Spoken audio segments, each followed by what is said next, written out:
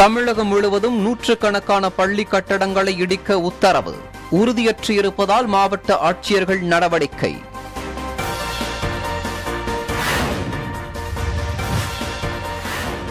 இடியும் தருவாயில் உள்ள பள்ளி கட்டடங்கள் குறித்து குவியும் புகார்கள்.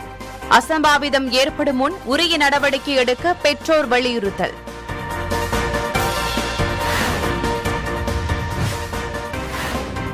சென்னை மாநகராட்சியில் சரியாக அமைக்கப்படாத சாலைகளை சம்பந்தப்பட்ட ஒப்பந்ததாரர்கள் தங்கள் சொந்த செலவில் செப்பனிட உத்தரவிட வேண்டும்.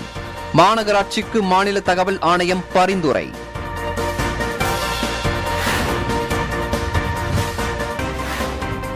விளாத்திக்குளம் அருகே 25 நாட்களுக்கு மேலாக தேங்கி நிற்கும் மழைநீர். 1000 ஏக்கரில் சாகுபடி செய்யப்பட்டுள்ள பயிர்கள் பாதிப்பு.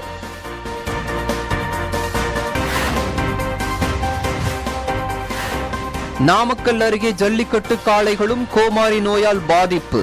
பொங்கல் பண்டிகை நெருங்கி வரும் நிலையில் காளை வளர்ப்போர் கவலை.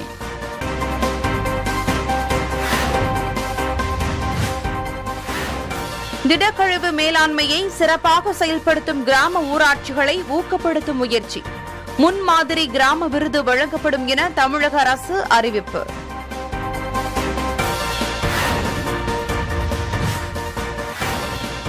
ஊத்துக்கோட்டை அருகே பேரண்டூர் கிராமத்தில் வயிற்றுப்போக்கால் 20க்கும் மேற்பட்டோர் பாதிப்பு. கடந்த 2 நாட்களில் ஒருவர் உயிரிழந்த நிலையில் சுகாதார பணிகளை தீவிரப்படுத்திய மாவட்ட நிர்வாகம்.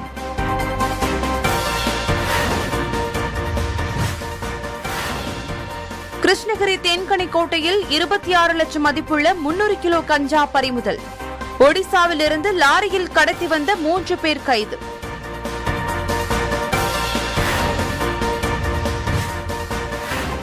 மின்சார சிக்கனம் மற்றும் சேமிப்பு வார விழா. மின்சாரத்தை சிக்கனமாக பயன்படுத்தும் வழிமுறைகள் குறித்து விழிப்புணர்வு.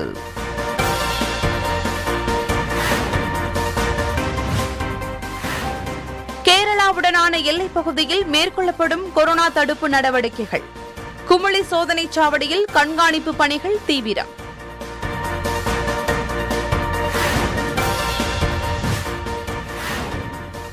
கோவில்பட்டியில் நடைபெற்று வரும் தேசிய ஜூனியர் ஹாக்கி போட்டி. பஞ்சாப், ஹரியானா அணிகள் காலிறுதிக்கு தகுதி.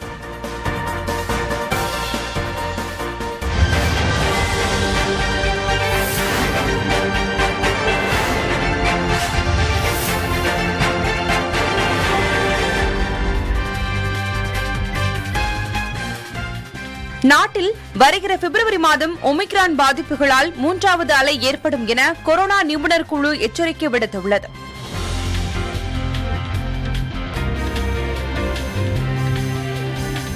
உத்தரப்பிரதேசம் வளர்ச்சி அடையும் போது நாடு முன்னேறும் என்பதால் அம்மாநில வளர்ச்சியில் மத்திய அரசு கூடுதல் கவனம் செலுத்துவதாக பிரதமர் மோடி தெரிவித்துள்ளார்.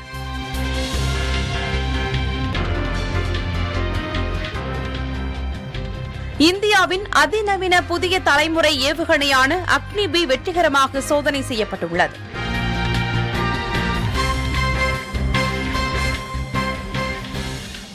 உத்தரப்பிரதேசத்தில் போர் விமானங்கள் தரை இறங்கும் வகையில் தயாராகும் கங்கை விரைவு சாலைக்கு பிரதமர் மோடி அடிக்கல் நாட்டினார்.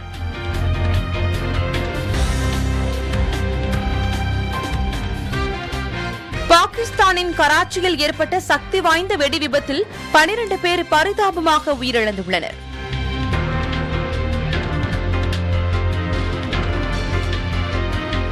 ஃபைசர் தடுப்பு மருந்து நிறுவனம் தற்போது 3வது பூஸ்டர் டோஸ் தடுப்பு மருந்தை 5 வயதுக்குட்பட்ட குழந்தைகளுக்கு செலுத்த திட்டமிட்டுள்ளது.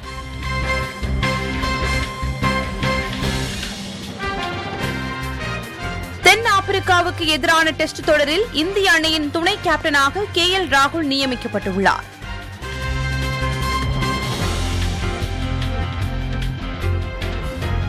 ISL தொடரின் இன்றைய லீக் ஆட்டத்தில் Mumbai city FC, Kerala blasters அணிகள் மோதுகின்றன.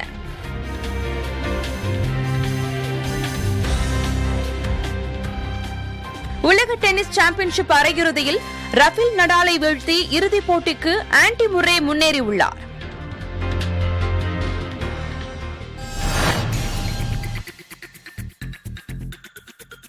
தமிழகத்தில் சிறப்பாக செயல்படும் கிராம ஊராட்சிகளுக்கு தமிழக அரசின் முன்மாதிரி கிராம விருது வழங்கப்படும் என அரசாணை வெளியிடப்பட்டுள்ளது.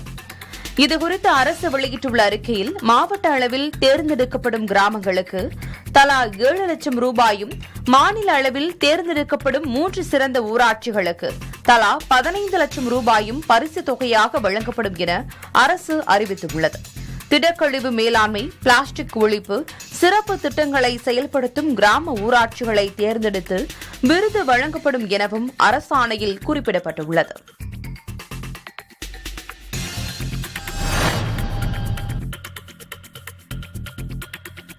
இந்த மாத இறுதிக்குள் அனைத்து பள்ளி கட்டிடம் குறித்த முழு அறிக்கை சமர்ப்பிக்க உத்தரவிடப்பட்டுள்ளதாக பள்ளிக்கல்வித்துறை அமைச்சர் மகேஷ் தெரிவித்துள்ளார். தலைமை செயலகத்தில் செய்தியாளர்களிடம் பேசிய அவர், ஒவ்வொரு மாவட்டத்திலும் உள்ள பள்ளிகளை ஆய்வு செய்து அறிக்கை அளிக்க உத்தரவிடப்பட்டுள்ளதாகவும், இடம் இல்லாத பட்சத்தில் வாடகைக்கு இடம் தேர்வு செய்ய வலியுறுத்தியுள்ளதாகவும் தெரிவித்தார்.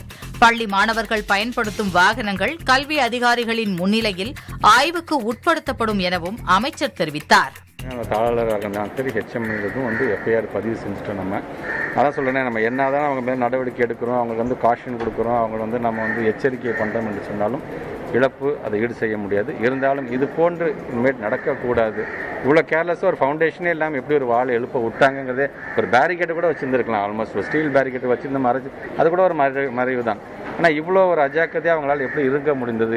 மழை பெஞ்சதுலேருந்து அது அந்த ஈரம் ஏறி போய் அது என்றைக்கு வேணால் ஒழுகிறதுக்கு அந்த ஒரு காமன் சென்ஸ் இல்லாமல் போயிடுச்சு அப்படிங்கிறதான் மிகவும் வருத்தத்துக்குரியாக இருக்குது. கண்டிப்பாக அவர் மீது நடவடிக்கை எடுக்கப்பட்டிருக்கு.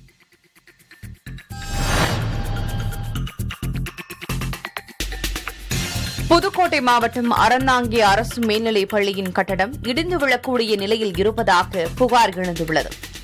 லேப் கட்டிடம் இடிந்து விழும் நிலையில் இருப்பதாகவும், இதன் மேல் மாடித்தளம் முற்றிலும் சேதமடைந்து மேற்கூரை இடிந்து விழுந்துள்ளதாகவும் மாணவர்கள் அச்சம் தெரிவித்துள்ளனர். ஏற்கனவே போஸ்ட் நகரில் உள்ள நகராட்சி நடுநிலைப் பள்ளியின் சுற்றுச்சுவர் கனமழையின் போது இடிந்து விழுந்தது குறிப்பிடத்தக்கது. தென்காசி மாவட்டம் சங்கரன்கோவிலில் உள்ள கோமதி அம்பாள் அரசு ஆண்கள் மேல்நிலைப் பள்ளி மைதானத்தில் 10 ஆண்டுகளாக உள்ள கட்டடம் இடிந்து விழும் நிலையில் உள்ளது. இதனை அப்புறப்படுத்த சமூக ஆர்வலர்கள் கோரிக்கை விடுத்துள்ளனர்.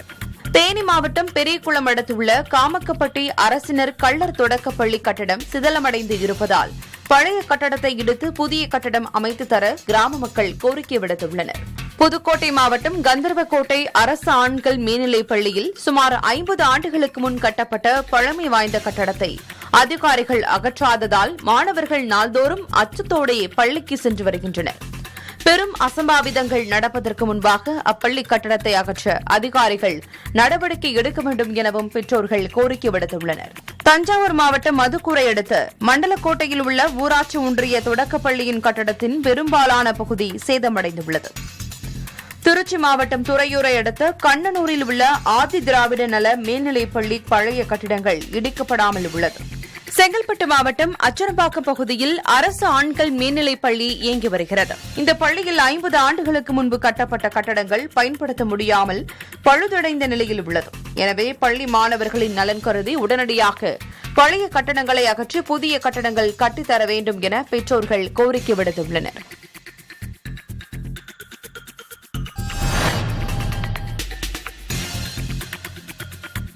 சென்னை மாநகராட்சியில் கடந்த காலங்களில் சரியாக அமைக்கப்படாத சாலைகளை சம்பந்தப்பட்ட ஒப்பந்ததாரர்கள் தங்கள் சொந்த செலவில் செப்பனிட உத்தரவிட வேண்டும் என்று சென்னை மாநகராட்சிக்கு மாநில தகவல் ஆணையம் பரிந்துரை செய்துள்ளது. பசுமை வழிச்சாலை கேசவ பெருமாள் பிரதான சாலையை சீரமைக்க கோரி அடையாறு பகுதியைச் சேர்ந்த முருகேஷ் என்பவர் கடந்த 2017ஆம் ஆண்டு உள்ளாட்சி அமைப்புகள் முறைமன்ற நடுவத்தில் புகார் ஒன்றை அளித்தார். புகாரின் அடிப்படையில் சாலையை சீரமைக்க சென்னை மாநகராட்சிக்கு உத்தரவிடப்பட்டது. இது தொடர்பான தகவல் உரிமை சட்டத்தின் கீழ் முருகேஷ் அளித்த மனுவுக்கு பொது தகவல் அதிகாரி பதில் அளிக்காததால் இழப்பீடு வழங்க உத்தரவிட கோரி மாநில தகவல் ஆணையத்தில் புகார் கொடுத்தார். இப்புகாரை விசாரித்த மாநில தகவல் ஆணையர் உயர்நீதிமன்ற தலைமை நீதிபதி, நீதிபதிகள், அமைச்சர்களின் குடியிருப்புகள், அரசு இல்லங்கள் உள்ள முக்கியமான இந்த சாலை முறையாக அமைக்கப்படாததால் தண்ணீர் தேங்கியுள்ளதை சுட்டிக்காட்டி சென்னை பெருநகர மாநகராட்சியில் உள்ள 200 வார்டுகளிலும் சாலைகள் மற்றும் மழைநீர் சேகரிப்பு மற்றும் மழைநீர் வடிகால் கால்வாய்களை ஓய்வு பெற்ற ராணுவ பொறியாளர்களை கொண்டு ஆய்வு செய்ய வேண்டும் என பரிந்துரைத்துள்ளார்.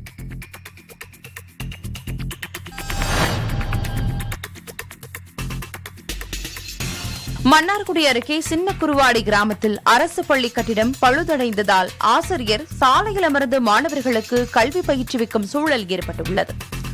திருவாரூர் மாவட்டம் மன்னார்குடி அருகே கோட்டூர் ஒன்றியத்திற்குட்பட்ட இருள்நீக்கி ஊராட்சியில் உள்ள சின்னக்குருவாடி கிராமத்தில் அரசு தொடக்கப்பள்ளி செயல்பட்டு வருகிறது.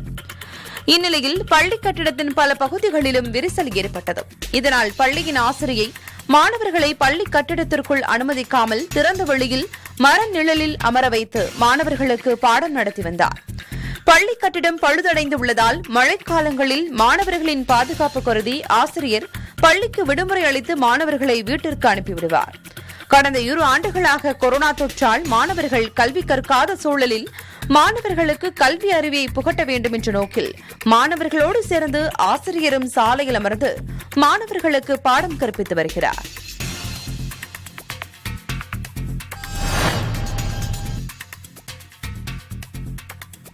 தூத்துக்குடி மாவட்டம் விளாத்திக்குளம் அருகே உள்ள துரைசாமிபுரம் பகுதியில் உள்ள நீர்வரத்து ஓடையில் தொடர் மழை காரணமாக 25 நாட்களுக்கு மேலாக மழைநீர் தேங்கியுள்ளது. இந்த கிராமத்தில் சுமார் 1000க்கும் மேற்பட்ட ஏக்கரில் உளுந்து, பாசி, மக்காச்சோளம், கம்பு, மிளகாய் உள்ளிட்ட பயிர்களை விவசாயிகள் சாகுபடி செய்து வருகின்றனர். இந்த விவசாய நிலங்களுக்கு அப்பகுதியில் உள்ள நீர்வரத்து ஓடையை கடந்து விவசாயிகள் செல்ல வேண்டிய நிலை உள்ளது. தற்போது வேறு வழியில்லாமல் பயிர்களை பாதுகாக்க விவசாயிகள் கழுத்தளவு நீரில் ஆபத்தான முறையில் பயணிக்கும் நிலைக்கு தள்ளப்பட்டுள்ளனர். விரைவில் பாலம் அமைத்துக் கொடுத்து தங்கள் பிரச்சினைகளுக்கு நிரந்தர தீர்வு காண வேண்டும் என்று விவசாயிகள் கோரிக்கை வைத்துள்ளனர்.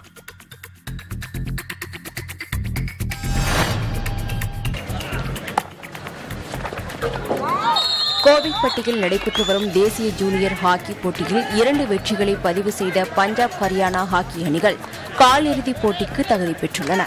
கடந்த 3 நாட்களாக நடைபெற்று வரும் இந்த ஹாக்கி போட்டியில் குரூப் சியில் இடம்பெற்றுள்ள ஹரியானா 2 வெற்றிகளை பெற்று முதல் அணியாக காலிறுதிக்குள் நுழைந்தது.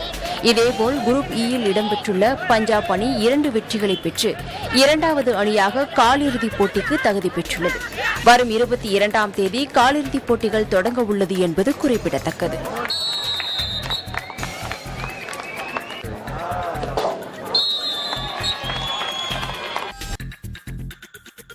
கேரளாவிலிருந்து தமிழகம் வருவோருக்கு எல்லை சோதனை சாவடியில் பரிசோதனையும் ஆவண சரிபார்ப்பும் தீவிரப்படுத்தப்பட்டுள்ளது.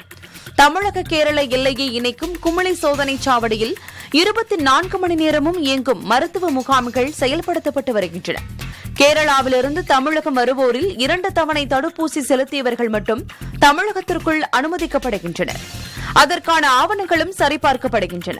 2வது தவணை தடுப்பூசி செலுத்தாதவர்களுக்கு தமிழக முகாம்களிலேயே அவர்களுக்கு கட்டணமில்லா தடுப்பூசி செலுத்தப்பட்டு அவர்கள் தமிழகத்திற்கு அனுமதிக்கப்பட்டு வருகின்றனர்.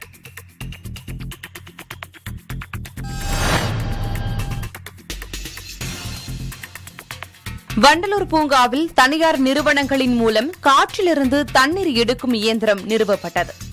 சென்னை அடுத்த வண்டலூர் பூங்காவில் தனியார் நிறுவனங்களின் உதவியோடு காற்றிலிருந்து தண்ணீர் எடுக்கும் இயந்திரங்களை 2 இடங்களில் நிறுவப்பட்டுள்ளது.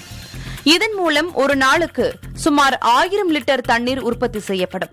இந்த நிலையில் பூங்காவிற்கு வருபவர்களின் பயன்பாட்டிற்காக இயந்திரங்களை வனத்துறை அமைச்சர் ராமச்சந்திரன் திறந்து வைத்தார்.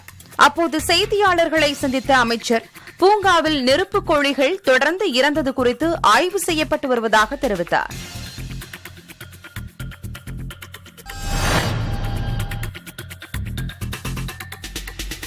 சென்னை பீனிக்ஸ் வணிக வளாகத்தில் ஆதரவற்ற குழந்தைகள் கிறிஸ்துமஸ் பண்டிகையை உற்சாகமாக கொண்டாடினர்.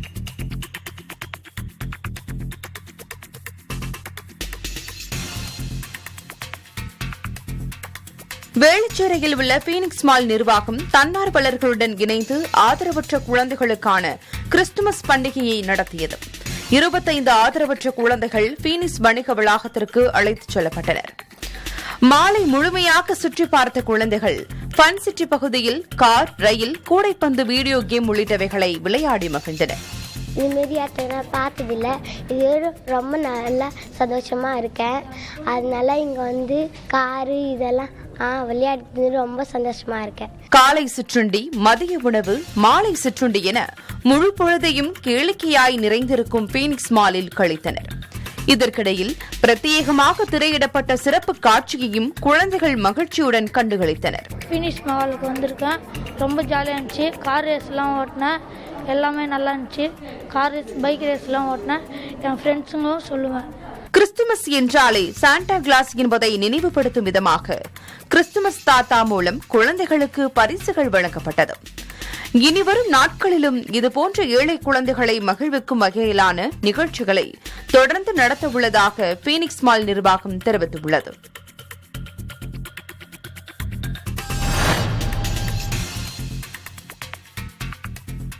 விக்கிரவாண்டி தொகுதிக்குட்பட்ட ரேஷன் கடையில் அரசு ஊழியர் அல்லாதவர் பொருட்கள் வழங்கியதாக புகார் எழுந்துள்ளது. மேலும் அரிசியை தரையில் கொட்டி அதன் மீது நின்று மக்களுக்கு விநியோகம் செய்ததாகவும் குற்றம் சாட்டப்படுகிறது. அதனொரு ஊராட்சி விநாயகபுரம் கிராமத்தில் செயல்படும் இந்த பகுதி நேர நியாய விலைக் கடையில் அரசு வழங்கும் எந்த பொருட்களும் முறையாக வழங்குவதில்லை எனவும் கூறப்படுகிறது. அங்கு பணியில் இருக்க வேண்டிய ஊழியர் ஐயாதுரைக்கு பதில் வேறு ஒருவர் பொருட்கள் விநியோகம் செய்வதாகவும் அப்பகுதி மக்கள் அடுக்கடுக்காக குற்றச்சாட்டு வைக்கின்றனர்.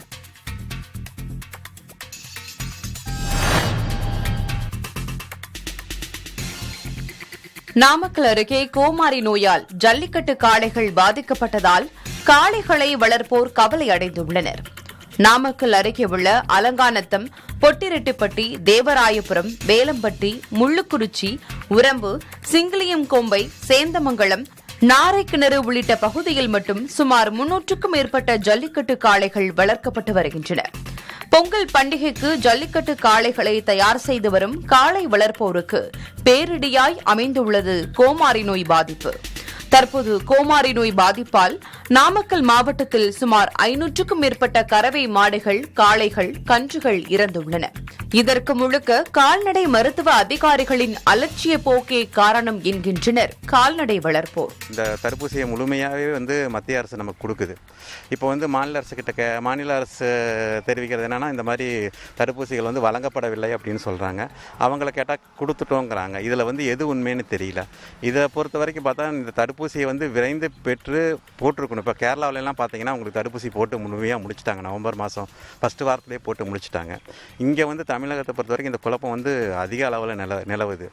அதனால் இதில் இந்த மாதிரி குழப்பம் பண்ணதுனால இதில் என்ன ஆகுதுன்னா, இதில் கிராமத்தில் கடைக்கோடியில் இருக்கிற இந்த ஏழை விவசாயி ஒரு மாடு 2 கன்றுக்குட்டியை வச்சுட்டு இருக்க அந்த ஏழை விவசாயிகள், அதில் வர அந்த ஒரு 100 ரூபாய் 200 ரூபாய் பெருசாக கருதக்கூடிய விவசாயிகள் பெருமளவு பாதிக்கப்படுறாங்க. அதனால் அரசு இதில் துரித நடவடிக்கை எடுத்து இந்த தடுப்பூசியை அனைத்து மாடுகளுக்கும் கிடைக்கிற மாதிரி பண்ணணும். சென்னை மாநகராட்சியின் கட்டுப்பாட்டில் உள்ள 281 பள்ளிகளின் தரத்தை 10 குழுவை கொண்டு ஆய்வு செய்ய மாநகராட்சி திட்டமிட்டுள்ளது. ஒரு குழுவில் ஒரு உதவி கல்வி அலுவலர், ஒரு செயற்பொறியாளர், ஒரு தலைமை ஆசிரியர் மற்றும் அந்தந்த பள்ளி ஆசிரியர்கள் இருப்பார்கள் என தெரிவிக்கப்பட்டுள்ளது.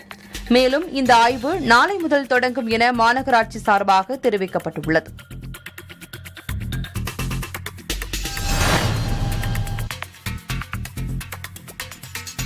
சிவகங்கை மாவட்டம் காரைக்குடி கல்லூரி சாலையில் போலீசார் வாகன சோதனையில் ஈடுபட்டிருந்தனர். அப்போது காரைக்குடியிலிருந்து புதுவையில் நோக்கி சென்ற தனியார் பேருந்தில் மாணவர்கள் படிக்கட்டுகளில் தொங்கியபடி பயணம் செய்வதை போலீசார் கண்டனர்.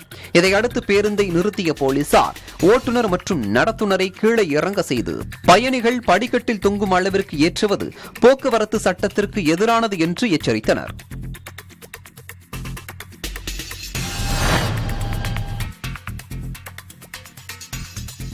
ஈரோடு மாவட்டம் பெருந்துறையில் உள்ள பெத்தாம்பாளையம், நல்லாம்பட்டி, காஞ்சிக்கோவில் உள்ளிட்ட 7 பேரூராட்சிகளில் பதிவாகும் வாக்குகளை சென்னிமலை சாலையில் உள்ள தனியார் பள்ளியில் எண்ணுவது வழக்கம்.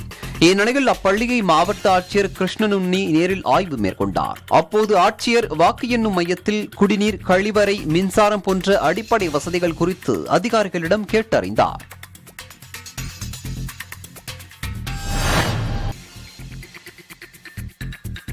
நாமக்கல்லில் தமிழ்நாடு மின் உற்பத்தி மற்றும் பகிர்மான கழகம் மாவட்ட மின் பகிர்மான கோட்டம் சார்பில் மின் சேமிப்பு மற்றும் மின் பாதுகாப்பு குறித்த விழிப்புணர்வு பேரணி நடைபெற்றது.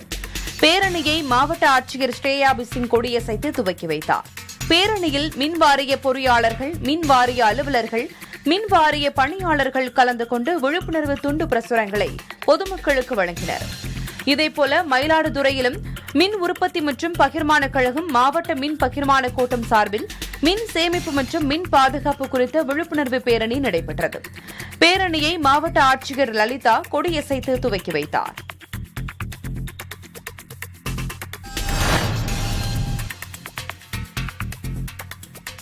திருச்சியில் இந்திய பாதுகாப்பு அமைச்சகம் சார்பில் நடைபெறும் பாதுகாப்பு தயாரிப்பு கருவிகள் கண்காட்சி இன்றுடன் நிறைவடைகிறது. அசாதிகா அம்ரித் மகோத்சவ் மற்றும் நம் நாட்டின் 75வது சுதந்திர தினத்தின் ஒரு பகுதியாக திருச்சி துப்பாக்கி தொழிற்சாலையில் பாதுகாப்பு தயாரிப்பு கருவிகள் கண்காட்சியை கடந்த 13ஆம் தேதி மத்திய பாதுகாப்புத்துறை அமைச்சர் ராஜ்நாத் சிங் காணொலி காட்சி மூலம் தொடங்கி வைத்தார். 2ஆம் உலகப் போரில் பயன்படுத்தப்பட்ட பழங்கால ஆயுதங்கள் முதல் நவீன கால ஆயுதங்கள் வரை இந்த கண்காட்சியில் இடம்பெற்றுள்ளது. இங்கு தயாரிக்கப்படும் துப்பாக்கி ஆந்திரா, பீகார் உள்ளிட்ட மாநிலங்களில் RPF, PSF, காவல்துறை, ராணுவம் உள்ளிட்ட பல்வேறு பிரிவுகளில் பயன்படுத்தக்கூடியது. காலை 10 மணி முதல் மாலை 5 மணி வரை நடைபெறும் இக்கண்காட்சியை மாணவர்கள், பொதுமக்கள் ஆர்வமுடன் பார்த்து செல்கின்றனர். இக்கண்காட்சி இன்றுடன் நிறைவடைய உள்ளது குறிப்பிடத்தக்கது.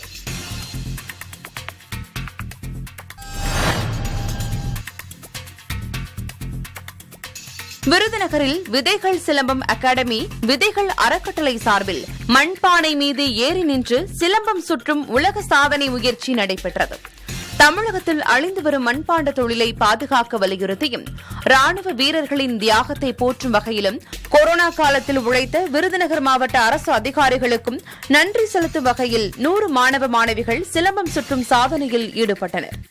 மண்பானையில் ஏறி நின்று சிலம்பம் சுற்றிக் கொண்டே ஓவியம், பாவலா, யோகாசனம், சக்கரபானம், கொரோனா விழிப்புணர்வு மற்றும் திருக்குறள் சொல்லிக்கொண்டே சிலம்பம் சுற்றுதல் உள்ளிட்ட பல்வேறு சாதனை முயற்சிகளை 3 வயது முதல் 24 வயதுக்குட்பட்ட 100 பேர் கலந்து கொண்டு சுமார் 1 மணி நேரம் நிகழ்த்தினர்.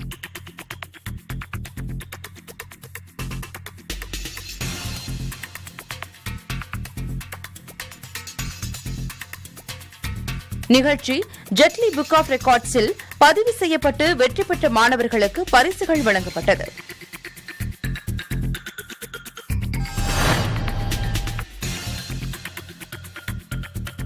தேன்கனிக்கோட்டையில் 26 லட்சம் ரூபாய் மதிப்புள்ள 300 கிலோ கஞ்சாவை போலீசார் பறிமுதல் செய்தனர். தேன்கனிக்கோட்டையில் கஞ்சா விற்பனை அதிக அளவில் நடைபெறுவதாக கிடைத்த தகவலின்படி காவல்துறை கண்காணிப்பாளர் கிருத்திகா தலைமையில் தனிப்படை போலீசார் தீவிர விசாரணை நடத்தினர். அதன் அடிப்படையில் ஒடிசாவில் இருந்து வந்த லாரியை காவல்துறையினர் மடக்கி பிடித்தனர். அதிலிருந்து 300 கிலோ கஞ்சா பறிமுதல் செய்யப்பட்டது. மேலும் லாரியில் இருந்த 3 போலீசார் கைது செய்தனர்.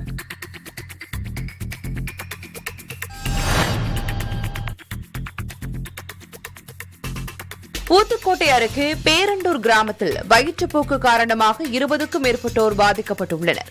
அவர்களுக்கு ஊத்துக்கோட்டை அரசு மருத்துவமனையில் சிகிச்சை அளிக்கப்பட்டு வருகிறது. இந்த நிலையில் சிகிச்சைக்காக அனுமதிக்கப்பட்டிருந்த முனுசாமி என்பவர் நேற்று முன்தினம் உயிரிழந்த நிலையில் பேரண்டூர் கிராமத்தில் சுகாதாரத்துறையினர் மருத்துவ முகாம் அமைத்து சிகிச்சை அளித்து வருகின்றனர். அங்குள்ள அரசு பள்ளியில் முகாம் அமைத்து வயிற்றுப்போக்கால் பாதிக்கப்பட்டவர்களுக்கு குளுக்கோஸ் ஏற்றப்பட்டு வருகிறது. இந்த நிலையில் ஊத்துக்கோட்டை மருத்துவமனையில் அனுமதிக்கப்பட்டு சிகிச்சை பெற்று வந்த ஏழுமலை என்பவர் உயிரிழந்தார். இதனால் பேரண்டூர் கிராமத்தில் சுகாதாரத்துறையினர் சுகாதார பணிகளை தீவிரப்படுத்தியுள்ளனர்.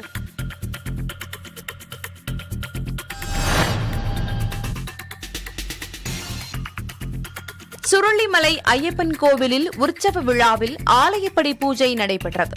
தேனி மாவட்டத்தில் 33 கோடி தேவர்களும் 48,000 ரிஷிகளும் தவம் புரிந்த இந்த சுருளிமலையில் உள்ள ஸ்ரீ ஐயப்பன் ஆலயத்தில் 2 நாள் உற்சவ விழா நடைபெற்றது. 2ஆம் நாளில் நிர்மாலய தரிசனம், அஷ்டதிரவிய கணபதி ஹோமம், சாஸ்தா ஹோமம், மிருத்யுஞ்சய ஹோமம், நவக்கிரக பிருத்தி ஹோமம், பஞ்சகாவிய அபிஷேகம், படிப்பூஜை, புஷ்பாபிஷேகம், அத்தாழ சரண கோஷத்துடன் பூஜை நடைபெற்றது. இதையடுத்து ஹரிவராசனம் நிகழ்ச்சி நடைபெற்றது.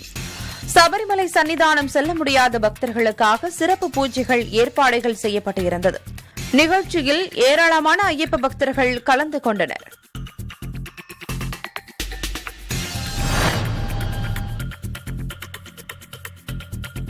தென்காசி மாவட்டம் கடையம் அருகே மேற்கு தொடர்ச்சி மலை அடிவாரத்தில் உள்ள கடனா அணைக்கு மேல் அடர் வனப்பகுதியில் அத்ரி என்ற கோரக்கநாதர் கோவில் உள்ளது. இந்நிலையில் நேற்று பௌர்ணமியை முன்னிட்டு ஏராளமான பக்தர்கள் அத்திரி மலைக்கு செல்ல வருகை தந்திருந்தனர். இதனிடையே பக்தர்கள் செல்லும் வழியில் யானைகள் நடமாட்டம் அதிகமாக இருப்பதாக கூறி வனத்துறையினர் அத்திரி மலைக்கு செல்ல தடை விதித்தனர். இதனால் பக்தர்கள் ஏமாற்றத்துடன் திரும்பினர்.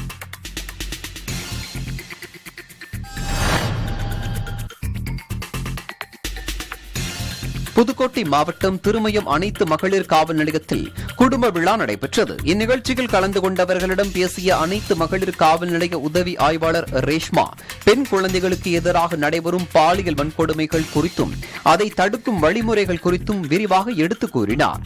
மேலும் குழந்தைகளுக்கு எதிரான குற்றச்சம்பவங்கள் தொடர்பாக 1098 என்ற எண்ணுக்கு தொடர்பு கொண்டு தகவல் தெரிவிக்கலாம் என்று கூறினார்.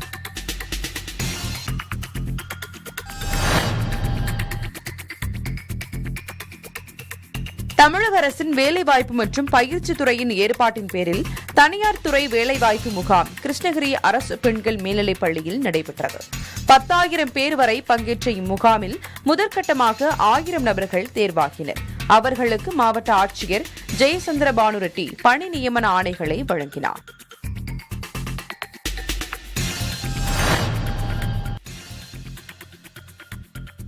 வந்தவாசி ஸ்ரீ பாண்டுரங்கன் சமேத ரகுமாயி தாயார் ஆலயத்தில் மார்கழி மாதம் பௌர்ணமி மற்றும் குருஜி ஆராதனையை முன்னிட்டு 120 கிலோ வெண்ணெய் காப்பு அலங்கார நிகழ்வு நடைபெற்றது. திருவண்ணாமலை மாவட்டம் வந்தவாசியை அடுத்த தென்னாங்கூர் கிராமத்தில் உள்ள புகழ்பெற்ற ஸ்ரீ பாண்டுரங்கன் சமேத ரகுமாயி தாயார் ஆலயத்தில் ஆண்டுதோறும் பௌர்ணமி தினத்தில் ஸ்ரீ பாண்டுரங்கசாமி மற்றும் ரகுமாயி தாயாருக்கு திருமேனி முழுவதும் குளிர 120 கிலோ வெண்ணெயால் சிறப்பு அலங்காரம் செய்யப்பட்டு பக்தர்களுக்கு காட்சி அளிக்கப்படுகின்றது. இந்த ஆண்டும் அதேபோல வெண்ணெய் காப்பு அலங்காரம் செய்யப்பட்டது. ஆண்டுக்கு ஒருமுறை நடைபெறும் இந்த வெண்ணெய் காப்பு அலங்காரத்தை காண தமிழகத்தில் உள்ள பல்வேறு மாவட்டங்களைச் சேர்ந்த ஏராளமான பக்தர்கள் கலந்து கொண்டு சுவாமி தரிசனம் செய்தனர்.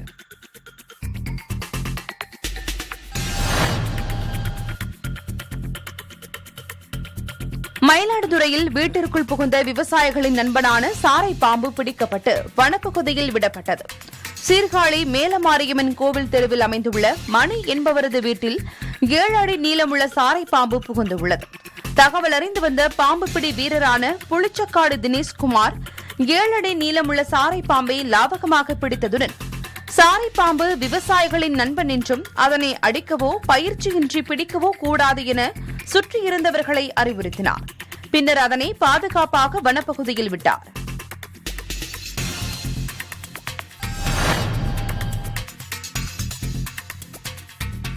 புதுச்சேரி திருவள்ளுவர் நகரைச் சேர்ந்த பிரபல ரவுடியான சத்யா தற்போது திருட்டு வழக்கில் கைது செய்யப்பட்டு மத்திய சிறையில் அடைக்கப்பட்டுள்ளார். இந்நிலையில் ஒரு வழக்கிற்காக சத்யாவை புதுச்சேரி நீதிமன்றத்தில் ஆஜர்படுத்துவதற்காக போலீசார் அழைத்து வந்தபோது அவரை பார்க்க வந்த அவரின் நண்பர்கள் 4 பேர் கஞ்சா கொடுத்துள்ளனர். இதனை கண்ட போலீசார் சத்யாவின் நண்பர்கள் 4 பேரையும் பிடித்து விசாரணை மேற்கொண்டதில் அவர்கள் அரியாங்குப்பம் வேல்ராம்பேட் பகுதியைச் சேர்ந்த ராம்குமார், திலீப்குமார், மகேஸ்வரன் மற்றும் சத்யராஜ் என்பது தெரியவந்தது. இதையடுத்து உருளையான்பேட்டை போலீசார் 4 பேர் மீதும் வழக்கு பதிந்து நீதிமன்றத்தில் ஆஜர்படுத்தி சிறையில் அடைத்தனர்.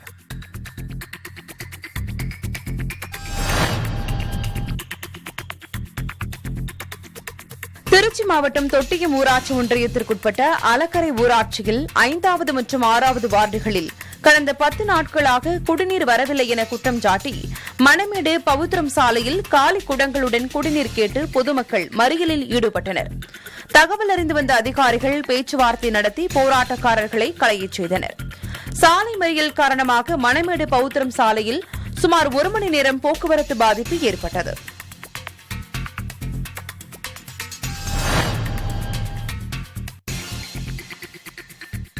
மயிலாடுதுறை மாவட்டம் சீர்காழியில் சபாநாயக முதலியார் இந்து மேல்நிலைப் பள்ளியில் தடை செய்யப்பட்ட பிளாஸ்டிக் பொருட்களினால் ஏற்படும் தீமைகள் குறித்து விழிப்புணர்வு கூட்டம் நகராட்சி சார்பில் நடைபெற்றது.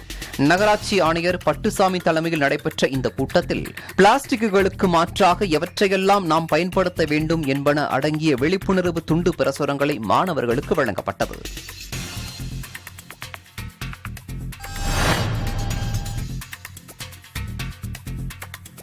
ராமநாதபுரம் மாவட்டம் பரமக்குடி அருகே தெளிசாத்தநல்லூர் கிராமத்தில் அரசு நடுநிலைப் பள்ளியில் பொருட்கள் வைத்திருந்த அறையில் மின்கசிவு காரணமாக தீ விபத்து ஏற்பட்டது. இதில் மாணவர்கள் விளையாடுவதற்காக வைத்திருந்த பொருட்கள், சீருடைகள், காலணிகள் சேதமடைந்தன. தகவல் அறிந்து சம்பவ இடத்திற்கு விரைந்து சென்ற பரமக்குடி தீயணைப்பு படை வீரர்கள் துரிதமாக செயல்பட்டு தீயை அணைத்தனர்.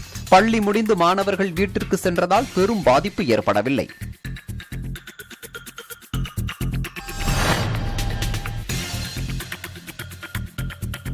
கன்னியாகுமரி மாவட்டம் குளச்சல் அருகே கல்லுக்கூட்டம் பகுதியில் கிறிஸ்தவ ஐக்கிய பேரவை சார்பில் 50க்கும் மேற்பட்ட பெண்களுக்கு கிறிஸ்துமஸ் பண்டிகையை கொண்டாடுவதற்கு அரிசி மற்றும் மளிகை பொருட்கள், கேக் மற்றும் இனிப்பு வகைகள் வழங்கப்பட்டது.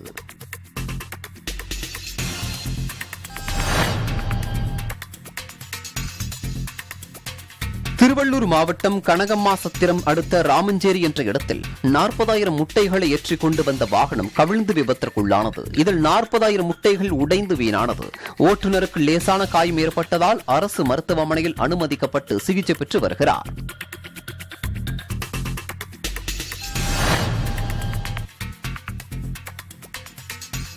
ஈரோடு மாவட்டம் சத்தியமங்கலம் கோபி சாலையில் அரியப்பம்பாளையம் பேருந்து நிறுத்தம் அருகே கேரள லாட்டரி சீட்டுகள் விற்பனை செய்யப்படுவதாக சத்தியமங்கலம் போலீசாருக்கு தகவல் கிடைத்தது.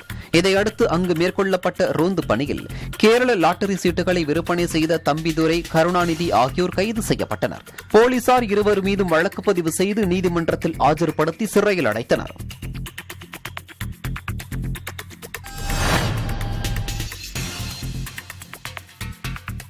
சிவகங்கை மாவட்டம் மானாமதுரையில் மாற்றுத்திறனாளிகளுக்கான ஒருங்கிணைந்த சிறப்பு மருத்துவ முகாம் ஊராட்சி ஒன்றிய அலுவலக வளாகத்தில் நடைபெற்றது. இதில் பெண் மருத்துவர் ஒருவர் தூங்கிக் கொண்டும் மருந்தாளுநர்கள் செல்போன் பார்த்துக் கொண்டும் அஜாக்கிரதையாக செயல்பட்டுக் கொண்டிருந்தனர். இதனால் அதிர்ச்சியடைந்த மாற்றுத்திறனாளிகள் இதற்கு மாவட்ட நிர்வாகம் உரிய நடவடிக்கை எடுக்க கோரிக்கை விடுத்துள்ளனர்.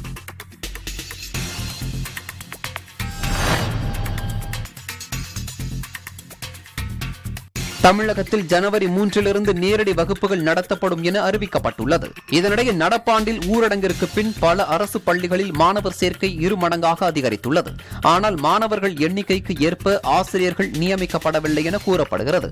இதனால் கோவையில் அடிப்படை கட்டமைப்பு வசதிகளை மேம்படுத்தாமல் நேரடி வகுப்புகளை துவங்குவதால் கற்பித்தல் பணிகள் மேற்கொள்வதில் சிக்கல் ஏற்படும் என ஆசிரியர்கள் தெரிவித்துள்ளனர்.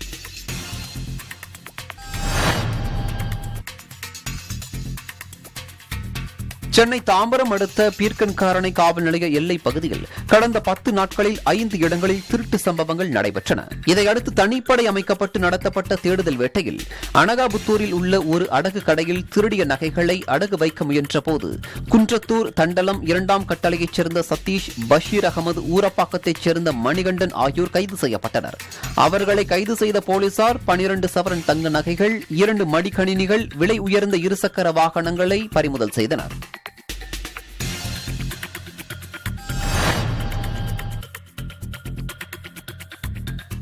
புதுக்கோட்டையில் 8 ஆண்டுகளாக தொடர் கொள்ளையில் ஈடுபட்டு வந்த நாகர்கோவிலைச் சேர்ந்த ராமு, லதா தம்பதி கைது செய்யப்பட்டுள்ளனர்.